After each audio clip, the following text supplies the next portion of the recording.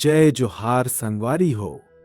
आज हमन तुमन ला एक ऐसन कथा सुनाए बर आए हवन जौन हमर छत्तीसगढ़ के खैरा गांव ले जुड़े। ए कहानी महाभारत के भीम और किचक के गाथा के संग जुड़े। सुनव एक ठन रोचक कथा।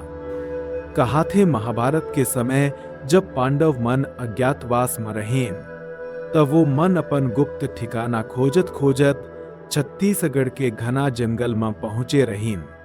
ए जंगल आज के खैरा गांव के जगह में रहे। वहां वो मन ला एक ठन शांत और सुरम्य जगह मिले जहां ओमन केसो अपन समय बितावत रहीन।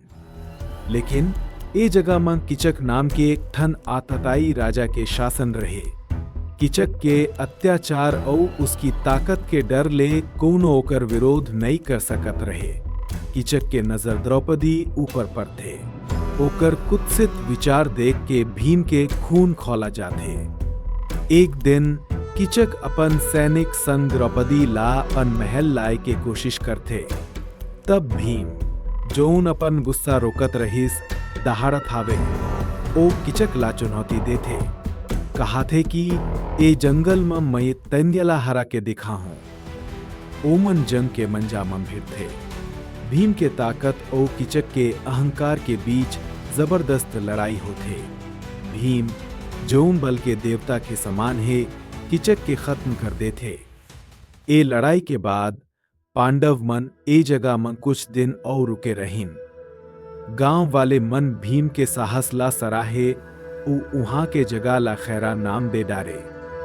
खैरा माने खतरनाक और ताकतवर जौन भीम के वीरता ला याद करते।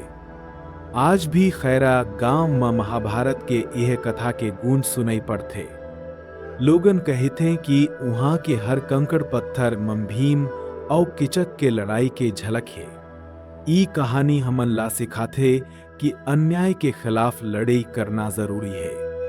औ संगवारी हो, ए रहीस खैरा गांव के कहानी। अगली बार फिर ले एक ठन नई कथा संगा हूं। तब हो तक बर बने रहव सुनवो अपन संस्कृति ला संजो। जय छत्तीसगढ़।